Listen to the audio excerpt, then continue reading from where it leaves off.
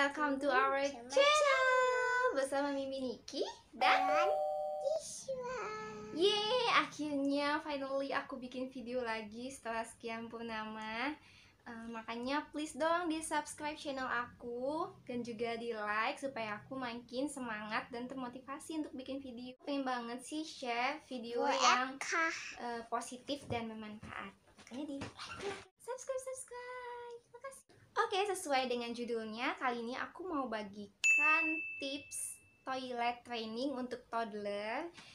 Karena alhamdulillah Kiswa udah lumayan lama lulus toilet training. Saat ini umur Kiswa itu udah 2 tahun. Nah, tahapan yang pertama kali harus kita lakukan itu adalah sounding. Jadi kayak di sekitar di umur 18 bulan gitu, kita udah mulai bisa sounding ke anak.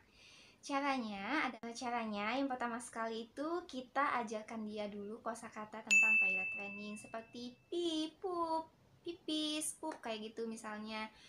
Terus kita kasih tahu juga nanti bentar lagi udah nggak pakai diapers ya, udah nggak pakai pampers lagi ya, kan udah gede. Jadi pampers pipis atau poopnya nanti di toilet kayak Mimi.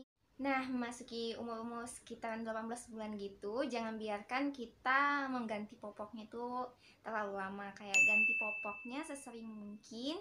Jadi biar anak itu nggak betah gitu loh kalau popoknya itu basah atau penuh kayak gitu. Ajarin juga anak kita untuk mendatangi kita ketika popoknya basah atau penuh. Nah, terus buat suasana ganti popoknya itu jadi semenyenangkan mungkin.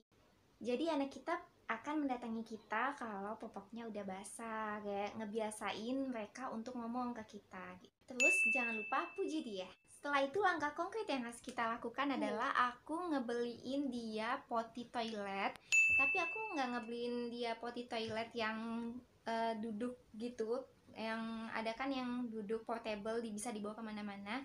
Tapi aku ngebeliin dia itu yang toilet kecil yang bisa ditempel langsung di toilet dudukan kita. Jadi kayak biar nggak usah ngelatih 2 kali gitu loh, langsung dilatih di toilet yang biasa kita pakai. Kayak gini contohnya, nanti aku kasih di sini gambarnya.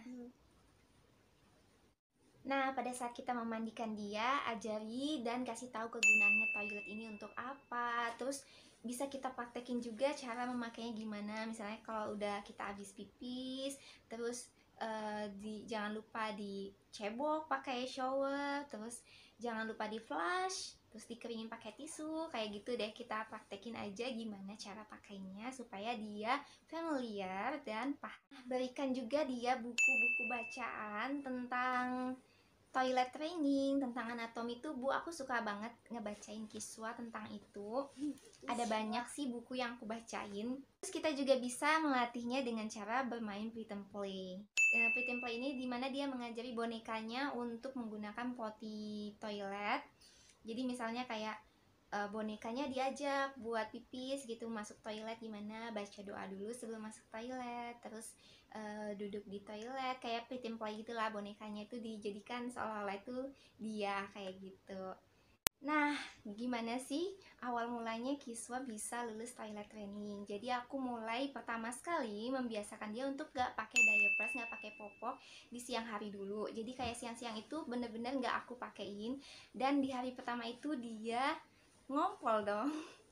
Ya, dia ngompol karena dia nggak bilang kalau dia mau pipis, dan aku juga nggak tahu kapan dia pipisnya dan di mana pipisnya. Aku sampai nyari-nyari, Kis tadi pipis di mana Kis, kayak gitu.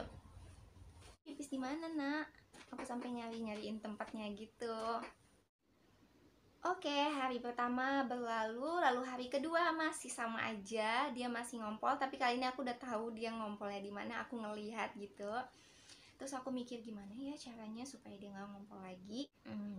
Dan aku punya ide, aku yang ngatur ritmenya gitu. Jadi setiap berapa jam gitu aku antar dia ke toilet. Aku tanya dulu sebelumnya ke dia, Kiswa mau pipis nggak ya? Nah, aku sebelumnya tanya dulu ke dia, Kiswa mau pipis gitu kan. Nanti kalau dia bilang iya, aku antar. Tapi kalau misalnya dia bilang nggak, tetap aku antar. Jadi kayak aku masih mau ngebiasain ritmenya dulu gitu loh. Ya udah, aku antar dia ke toilet, terus dia pipis dan keluar kayak gitu. Terus makin lama itu makin teratur, dan setelah itu hari-hari berikutnya kayak cuma 3 harian atau 4 harian aja dia kayak ngompolnya, dan hari berikutnya dia yang ngomong dan datang ke aku, misalnya Mi, Kiso mau pipis, Kiso mau pup, kayak gitu dia yang ngomong. Nah, setelah di siang hari berhasil untuk nggak pakai toilet, untuk nggak pakai popok atau diaper sama sekali, saatnya kita untuk melatih dia tidak pakai popok di malam hari. Caranya, sebelum tidur jangan lupa untuk selalu pipiskan dulu anaknya ke toilet, kayak gitu. Dan untuk jaga-jaga kita bisa pakai karpet perlak di kasur kita supaya nanti kalau ternyata dia ngompol ya nggak kotor, kayak gitu. Ya udah, jadi kita biasain aja, pokoknya sebelum tidur itu pipis dulu, bersih-bersih, sekaligus bersih-bersih kayak udu, sikat gigi, kayak gitu. Bagi yang bertanya-tanya, kapan sih saatnya anak siap untuk disapi popoknya untuk toilet training kayak gitu? Apakah ketika umur 2 tahun udah harus di toilet training? Jadi dari buku ini, aku ada buku dari bukunya Dr. Meta Hanindita SPA, Mamiklopedia Panduan Lengkap Merawat Batita. Nah, di buku ini dijelasin kapan batita itu dikatakan lulus toilet training dan kapan tanda siap siap untuk melakukan toilet training. Jadi aku bacain aja ya dari buku ini. Tanda siap toilet training. Tanda siap toilet training. Yang pertama, batita tidak mengompol saat tidur siang. Popok yang digunakan tetap kering setidaknya dalam 2 jam. Pergerakan usus mulai teratur dan dapat diperkirakan.